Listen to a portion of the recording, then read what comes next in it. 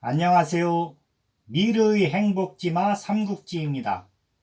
이번 시간에는 황제를 능멸하는 동탁과 그런 동탁을 제거하려는 연합군과의 전투에 대하여 이야기하겠습니다. 낙양성 북쪽 1300리 허에 자리잡고 있는 평원군은 성시에는 15만에 인구 100만을 넘는 군국입니다. 이 군국에는 9개의 성이 있는데 그 중의 하나인 평원성은 기름진 들판을 가로지르는 동마하가에 자리잡고 있습니다. 이 평원성에서 일사 30리쯤 떨어진 동마하 남쪽의 들판에서는 지금 군사들의 조련이 한창입니다. 보기, 보병과 기마병 합쳐 3천 정도가 훈련을 하고 있습니다. 대단한 군사는 아니었지만 한 개의 현에 속하는 군사로서는 많은 편이었습니다. 원래 현위에 속하는 갑사들 외에 향리의 의용군과 탁현에서 소쌍이 데리고 온 민군들입니다. 소쌍은 황건난 때에 같이 토벌군으로 나갔던 민군들 중 일부가 소쌍의 농장에서 같이 생활하다가 유비와 긴밀히 연락하면서 장순 장고 토벌전에도 참여를 했었고, 그 외에 황건잔당의 크고 작은 토벌전, 그리고 오한족과의 전투에도 참여를 하였고, 유비가 평원현령으로 부임을 하자 같이 평원현에 와서 훈련을 받고 있습니다. 이렇게 유비가 평원현령으로 있으면서 군사훈련에 조금도 소홀함이 없이 임하고 있는데 조조의 경문이 평원현까지 전해져서 삼형제는 5천 군마를 이끌고 반동탁연합군에 참여하게 됩니다.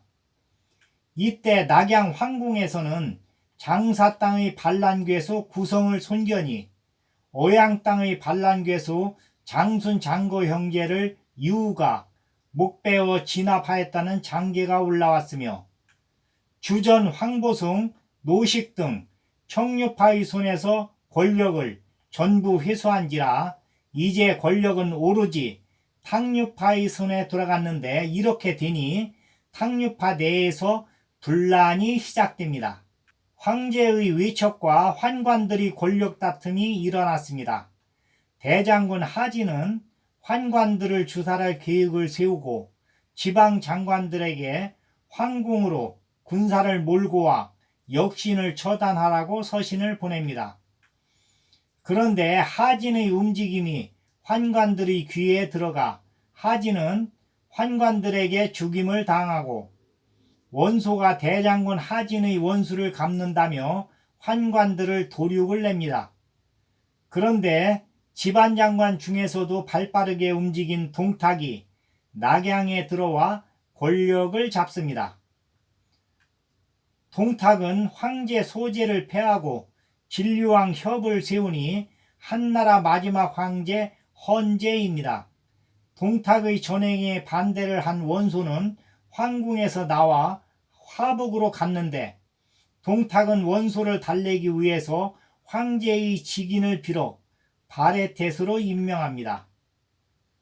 조조는 왕윤이 준 칠보검으로 동탁을 죽이려다 실패하고 도망하여 근거지인 진류로 와서 반동탁군을 일으키게 되는데 18개국의 군사 20여만이 호응하여 모이게 됩니다.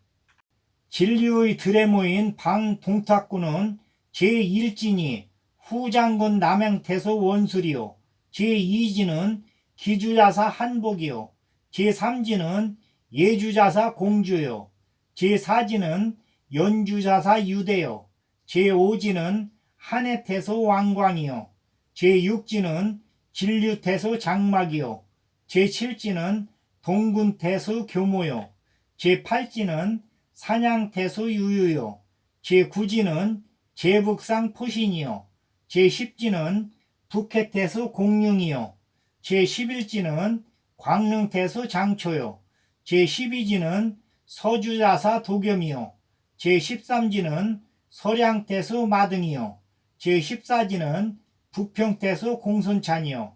제15지는 상당태수 장양이요. 제16지는 장사태수 손견이요. 제17지는 발해태수 원소였습니다.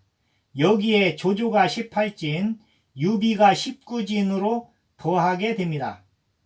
17로 제후들의 군사들이 각기 이르니 북은 300여리는 근왕의 의군들로 뒤덮이다시피 하였습니다. 17로 제후들이 모여 크게 잔치를 열고 원소를 맹주로 추대하고 낙양의 동쪽 사수관을 향해 진군을 하는데 동탁은 참모들과 원소 무리를 칠 상의를 합니다. 여포의 부장 화웅이 앞으로 나서면서 제가 선봉을 맡겠습니다. 제가 가서 주머니 속의 물건을 꺼내듯 제후들의 목을 베어오겠습니다. 키가 구척이요 호랑이같이 우람한 어깨에다 이리의 허리, 표범의 머리에 원숭이 팔을 지닌 장수였습니다. 동탁이 화웅의 의기를 보고 효기 규의를 삼은 뒤 5만 병력을 주고 부하장수 이수, 호진, 조잠을 딸려 사수관으로 출진하게 합니다. 화웅이 사수관에서 제북의 포충을 목베어 죽이고 연합군의 성봉장 손견의 군도 깨뜨립니다. 원소가 연이어 나라들은 패전 소식에 크게 당황하고 있었습니다. 손견도 화웅에게 패했으니 이를 어떻게 하면 좋겠소. 그러나 기계등등한 적군의 위세와 적장 화웅의 만부부당의 용맹에 놀랐음인지 제후 모두 꿀먹은 벙어리였습니다. 원소가 좌중을 돌아보는데 공손찬 뒤에 세 사람이 서 있는데 그 용모가 범성치 않을 뿐 아니라 그들 모두 입가에 냉소를 띠고 있습니다. 공손태수 등 뒤에 있는 이들은 뉘시오. 원소가 공손찬에게 묻자 공손찬이 기다렸다는 듯 유비를 제후들에게 소개합니다. 이 사람은 저와 한 스승 밑에서 동문수학한 유비로 지금은 평원현령으로 있지요. 그러면 지난날 황건을 무찌르는데 공이 컸던 유현덕이 아니시오? 조조가 금세 유비를 알아보고 그렇게 묻습니다. 지난날 영천 부근에서 언뜻 만나고 지나쳤지만 조조에게도 유비의 인상이 깊었던지라 유현령은 그간 무양하시었소 하면서 조조가 먼저 인사를 건네옵니다. 유비도 공손하게 두 손을 모으며 답례를 합니다. 진작에 알아뵀었습니다만 하찮은 조로의 몸이라 감히 아는 채를 못했습니다. 공손찬은 조조가 유비를 아는 채를 하자 힘을 얻어 유비로 하여금 원소와 제후들에게 일일이 인사를 하게 한 뒤 그의 공과 출신을 자세히 말하여 설명을 합니다. 원소도 곧 유비를 알아보았으나 아는 채는 안합니다. 그때 중랑장 노식이 그 어리고 하찮은 시글도기와 자신을 나란히 세워두고 인사를 시켰던 기억이 나지만 구태여 아는 채를 할 필요를 느끼지 않고 다만 자리 하나를 내주게 하여 유비를 제후들 틈에 앉게 합니다. 제가 어떻게 제후의 열에 끼겠습니까?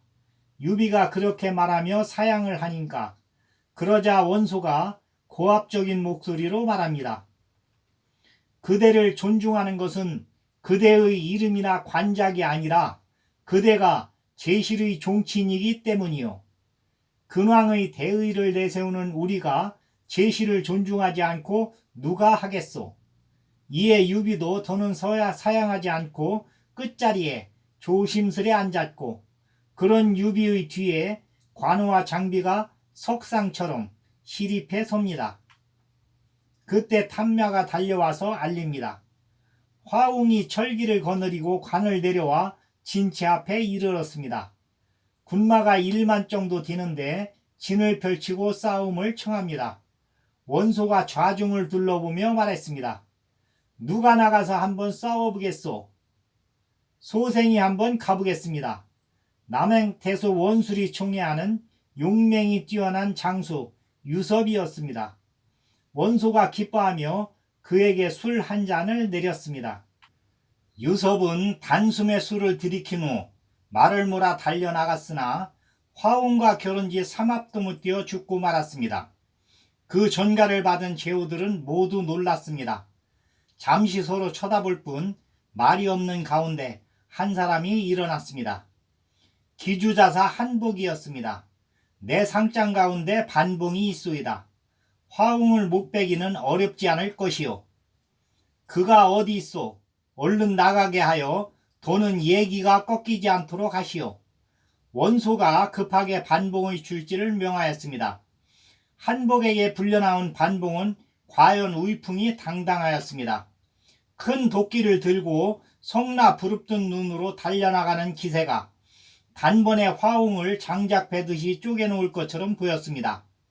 그러나 이번에도 제후들이 기대와 달리 반봉이 달려나간 지 오래지 않아 반봉 역시 화웅의 칼에 목을 잃었다는 기별이었습니다. 그 소리를 듣자 제후들이 모두 낯빛까지 변해 있는데 원소가 크게 한탄하며 말했습니다. 내 상장 알량과 문추가 이 자리에 아직 이르지 못한 것이 애석하구나. 둘 중에 하나만 있어도 어찌 화웅 따위를 두려워하랴. 더는 나서려는 제후가 없는 걸 보고 원소가 큰 소리로 탄식합니다. 그 말에 호응이라도 하듯 한 사람이 나서며 제가 화웅의 목을 베어 당하에 바치겠습니다. 모두 소리나는 쪽을 바라보니 키가 9자가 넘었고 수염은 허리까지 늘어졌는데 봉이 눈에 누의 눈썹이 꿈틀거리는 듯했습니다. 저 장수는 누구인가? 유비의 아우 관우라고 합니다. 지금 어떤 벼슬을 지내고 있소? 유비 휘하의 평원현의 마공수로 있습니다. 이 말을 들은 원소의 아우 원술이 벌컥 화를 냅니다. 일개 마공수 따위가 어찌 제후들 앞에서 큰 소리를 치느냐? 썩 물러나지 못하겠느냐? 그 말에 관우 얼굴이 노기로 더욱 붉어지고 은근히 성난 기색인데 이때 조조가 얼른 원수를 가로막고 나섭니다. 원공로는 잠시 노기를 참으시오. 이 사람이 이미 나서서 큰 소리를 쳤으니 내보내봅시다. 만일 패하고 돌아오면 그때 벌을 내려도 늦지 않을 것이오. 조조가 이렇게 말했어도 원소가 머뭇거리자 관우가 다시 입을 열었습니다. 화웅의 목을 베지 못한다면 내 목을 바치겠소. 관우가 말을 타려 하자 조조가 뜨거운 술을 한 잔 가득 부어 권했습니다. 화웅의 목을 베고 와서 마시겠습니다. 관우는 청룡 언얼도를 비껴들고 몸을 날려 말에 올랐습니다.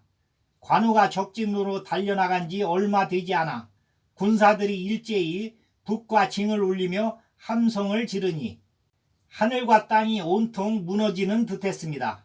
잠시 후 말방울 소리가 절렁절렁 울리면서 돌아온 관우가 화웅의 목을 땅에 내팽개치더니 조금 전에 따라놓아 아직도 식지 않은 술을 단숨에 들이켰습니다. 관우가 적장 화웅의 목을 베어오자 조조는 뛸 듯이 기뻐하며 손뼉을 쳐 그 노고를 취하합니다. 유비와 장비는 당연하다는 듯 말 한마디 없이 조용하고 관우도 그냥 말없이 술을 들고 나서 유비 뒤에와 시립해 섭니다. 한편 화웅이 죽자 동탁은 여포 이유와 대책을 상의한 끝에 20만 대군을 일으켜 두 갈래로 나누어 출동시키는데 이곽 곽사에게 군사 5만을 주어 사승환을 지키기만 하라 엄명을 내리고 자신이 15만 대군을 거느리고 낙양에서 남쪽으로 50여리 떨어진 호래관에 주둔하면서 여포에게 군사 3만을 주어 관 앞에 대체를 세워 지키게 합니다. 그러자 맹주 원소는 한해태수 왕광, 동군태수 교모, 산양태수 원유, 북해태수 공룡, 상단태수 장양, 서주자사 도겸, 북평태수 공손찬, 평원현령 유비, 팔로 제후를 호래관으로 보내 공격해 합니다. 그런데 여포를 맞아 싸운 연합군의 장수들은 여포의 방천화극에 추풍낙엽처럼 목이 떨어집니다. 여포가 공순찬의 진영에 이르자 공순찬이 창을 들고 여포를 맞았지만 당하지 못하고 달아납니다.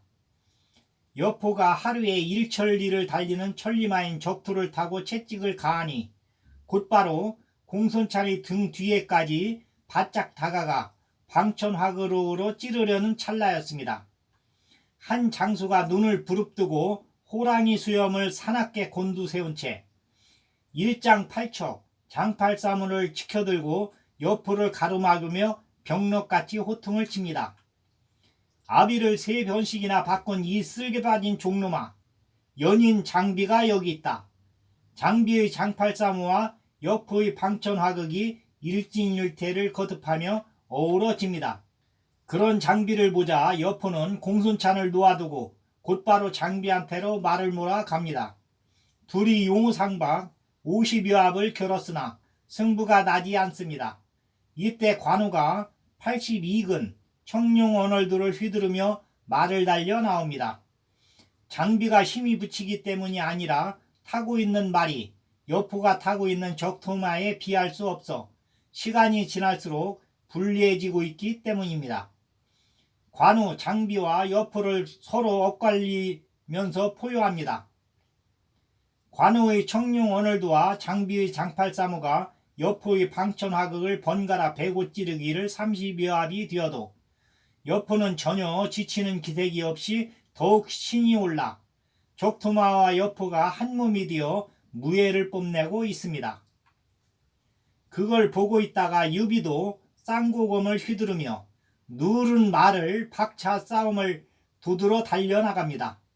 팔로의 제후들이 보는 앞에서 한바탕 화려한 비무가 펼쳐지고 있습니다. 관우의 청룡 언얼도가 태풍처럼 흐리고 가면 뒤이어 장비의 장팔사무가 유성처럼 찔러오고 다시 유비의 쌍고검이 매섭게 베어옵니다. 유관장 삼형제가 여포를 에워싸고 번갈아 치고 빠지니 아무리 여포라도 유관장 삼형제한테 당할 재간이 없습니다. 뒷날 다시 한번 겨뤄보자. 여포는 깎아스로 몸을 빼 위쪽 틈을 이용하여 말머리를 돌려 방천화극을 휘두르며 나는 듯이 달아납니다. 유비 삼형제가 매일 호래관 앞에 나가 싸울 겁니다. 그런데 여포가 싸울 생각을 하지 않습니다. 동탁이 걱정이 되어 제장들을 모아 상의를 하니 모사 이유가 계책을 내어놓습니다. 온후께서 패하시는 바람에 겁을 먹은 군사들이 전혀 싸울 마음을 먹지 않으니 차라리 군사를 거두어 낙양으로 돌아가 황제를 장안으로 옮기시는 게 어떻겠습니까? 요즘 거리를 떠도는 아이들 노래 가운데 서쪽에 한 나라가 하나, 동쪽에도 한 나라가 하나, 사슴이 장안에 들어야만 이 어려움이 없어지네 라는 것이 있습니다. 제가 생각하기에는 서쪽에 한 나라가 하나라는 것은 고조 유방께서 장안에 도읍하시어 12대를 보내심을 가리키고, 동쪽에 한 나라가 하나라는 것은 광무제께서 낙양에 도읍하시어 12대를 보낸 것을 말하는 것 같습니다. 이제 천운이 되돌아왔으니 승상께서는 다시 장안으로 가셔야만 이 근심이 없어질 것입니다. 아이들 노래는 바로 그런 뜻을 승상께 알려주는 것으로 그 노래를 따르는 것이 곧 하늘의 뜻을 따르는 것입니다. 그 말을 들은 동탁은 매우 기뻐하면서 과연 그대는 내 꾀 주머니로다. 그 말을 듣지 못했다면 내가 깨닫지 못할 뻔했다. 이유의 말대로 장안으로 천도하기로 작정을 합니다.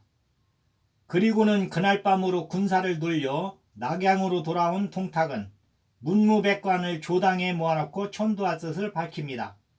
동탁이 갑자기 도읍을 옮기려 하자 백관들은 백성들이 놀라 동원할 것이라며 반대를 합니다.